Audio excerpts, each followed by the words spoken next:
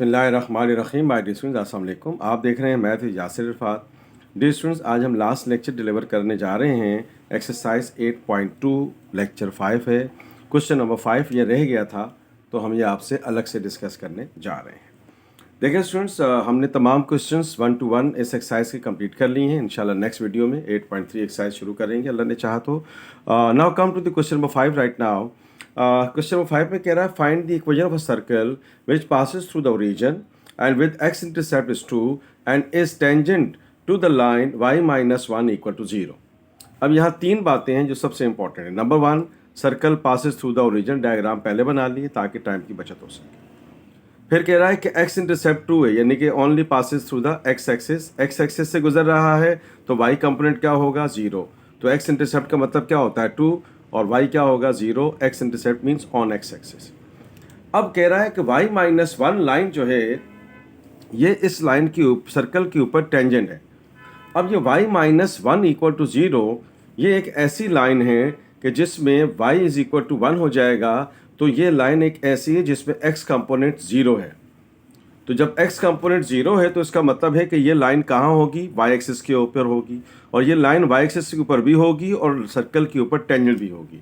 तो ये बिल्कुल आपने जहन में रखना है कि बहुत सारे हमारे साथी जो हैं इस लाइन को यहाँ बना रहे हैं। ये लाइन यहाँ तो नहीं बन सकती क्योंकि यहाँ तो x y दोनों वैल्यूज़ होनी चाहिए, ठीक है ना। तो इस चीज़ को आपने जहन में रखना है, और इस चीज़ को बहुत ही इंपॉर्टेंट पॉइंट ये आपने जहन में रखना है कि this line is fix from here on x axis because the y component 0। तो y minus 1 equal to 0 means on y axis. तो ये लाइन एक टेंजेंट है, और इसकी खास बात क्या है कि y एक्सिस के ऊपर भी है और सर्कल के ऊपर टेंजेंट भी है। तो ये बात हमने कन्फ्यूजन जो थी थोड़ी बहुत क्लियर कर दी। अब यहाँ पर हम एक बहुत इंपॉर्टेंट रिजल्ट आपसे शेयर करेंगे। हमने पहले लेक्चर के अंदर ये चीज़ ड्राइव कर ली थी कि जो है ना नॉर्मल क्या होता है, ठीक है। इस वक्त थोड़ी देर के बाद दोबारा बात करेंगे। अब आपको 2 पॉइंट्स तो गिवन हैं, तो एज यूजुअल हम क्या करेंगे, वही काम करते हैं। हम लेट कर लेते हैं the same situation here, x square plus y square plus 2gx plus 2fy plus c equal to 0 be the required equation of circle with center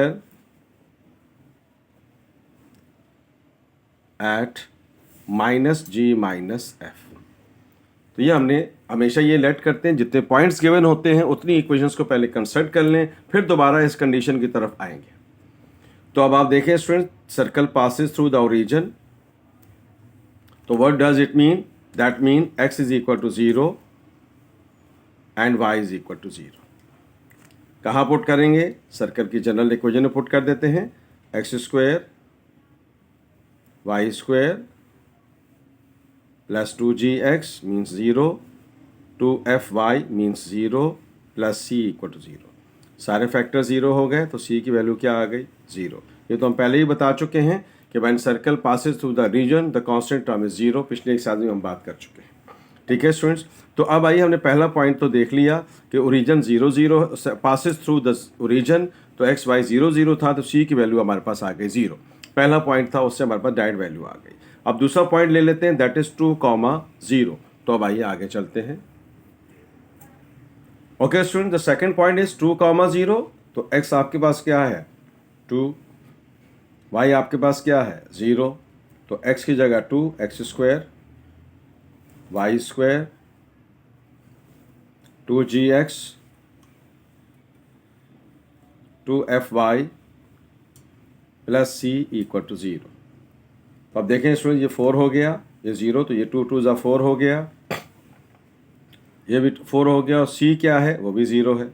इसका मतलब क्या हो गया, 4g इज इक्वल्स टू -4, और g की वैल्यू मेरे पास क्या आ गई, -1। g की वैल्यू हमारे पास क्या आ गई, -1। So keep this point in your mind कि g की वैल्यू हमारे पास क्या है, -1 आ गई। c भी हमारे पास क्या आ गया, 0। ओके स्टूडेंट्स, अब एक बहुत ही देखें, g की वैल्यू -1 आ गई। अब आप देखें, दोबारा पिछली शीट पे चलते हैं और एक नई चीज़ आपके साथ शेयर करते हैं। अब आप यहाँ देखें कि a line which passes through the center of the circle and passes through the tangential point. इस लाइन को हमने क्या कहा था, नॉर्मल।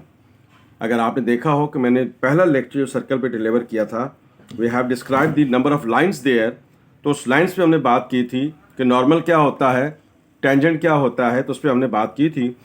तो अब ये नॉर्मल है, तो अब इसकी खास बात क्या है कि ये इसके ऊपर परपेंडिकुलर है। तो डिस्टेंस फाइंड करने के हमारे पास दो फार्मूले हैं। अब यहाँ पर कौन सा फार्मूला लगेगा, एक नया फार्मूला शेयर करने जा रहा हूँ। चैप्टर 7 में तो हम डिटेल में दोबारा इस पे बात करेंगे, तो मैं लिख रहा हूँ, अब गौर से देखिएगा। You are going to face first time this formula here. ये परपेंडिकुलर डिस्टेंस कहलाता है। ax1 plus by1 plus c divided by in the radical a square plus b square. Modulus में लिखे ना लिखे उससे कोई फर्क नहीं पड़ता। तो x1, a का मतलब क्या है, x का कोफिशिएंट, b का मतलब क्या है, y का कोफिशिएंट, c का मतलब क्या है, कांस्टेंट जो लाइन दे रखी है उसमें, ठीक है। और x1 y1 is the given point. अब यहाँ देखें, मैं इस लाइन को दोबारा लिखता हूँ, देखिए शीट को दोबारा देखिएगा। ये y माइनस 1 इक्वल टू 0 है, मैं इस लाइन को यहाँ लिख देता हूँ, y माइनस 1 इक्वल टू 0। और पॉइंट क्या दिया हुआ है, x1 y1, सर्कल का सेंटर वो क्या है, माइनस जी माइनस है। अब इस लाइन को मैं थोड़ा तरतीब से लिख देता हूँ, देखें 0x कर देते हैं plus y minus 1 equal to 0, और ये मेरे पास x1 y1 आपको दिया हुआ है। तो अब a का मतलब क्या है, x का कोफिशिएंट, b का मतलब क्या है, y का कोफिशिएंट, c का मतलब क्या है, कांस्टेंट, और x1 कितना दिया हुआ है बच्चों, x1 दिया हुआ है माइनस जी, y1 आपको क्या दिया हुआ है, माइनस f। तो ये फार्मूला लगा लेते d। अब d का यहाँ क्या मतलब है, r। शीट देखिएगा दोबारा, d का मतलब क्या है, r। तो फिर फार्मूला लगा लेते हैं, r is equals to ax1 plus by1 plus c divided by a square plus b square. आइए आगे चलते हैं। ओके स्टूडेंट्स, अब a क्या है आपके पास 0, क्योंकि a की वैल्यू 0 है, x नहीं है, ठीक है। तो a की जगह 0, b की जगह 1 और c की जगह माइनस 1 रख देंगे। x1 y1 क्या है, माइनस जी माइनस f। तो ये हम देखें, a x1 plus b y1 plus c, और रेडिकल के अंदर क्या था, a स्क्वायर मीन्स 0 और b स्क्वायर मीन्स 1 स्क्वायर। तो आप देख रहे हैं डियर स्टूडेंट्स कि मेरे पास क्या चीज़ आ गई, माइनस f माइनस 1, क्योंकि ये 0 हो गया, रेडिकल के अंदर 1 है, तो 1 से रेडिकल को डिवाइड करेंगे तो रेडिकल 1 ही आएगा और कोई फ़र्क नहीं पड़ेगा। तो अब आप देखिए स्टूडेंट्स, ये माइनस आप कॉमन ले लीजिए, अगर मॉड्यूलस लिया हुआ होता तो प्लस डायरेक्ट हो जाता, वैसे भी स्क्वायर से प्लस हो जाएगा। अब आप देखें कि हम जानते हैं, वी नो दैट r किसकी इक्वल होता है, g square plus f square minus c, आपको याद होगा, ये हम फार्मूला डिस्कस कर चुके हैं, ड्राइव भी कर चुके हैं। तो फिर r आपके पास क्या हुआ, g क्या है आपके पास, g माइनस 1 है, f फाइंड करना है, c क्या है 0। तो ये r की वैल्यू आ गई बच्चों 1 plus f square in the radical.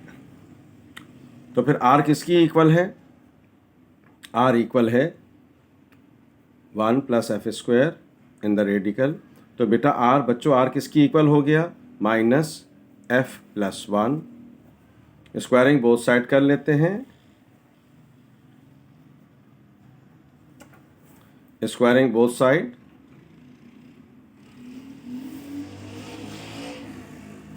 ये हमने इसका स्क्वायर कर लिया दोनों साइड पे। तो ये हो गया बच्चों, स्क्वायर से रेडिकल कैंसिल, ये माइनस का 1 का स्क्वायर प्लस 1 हो गया, a square plus 2ab plus b square, मैंने इस पर फार्मूला भी लगा दिया डायरेक्ट।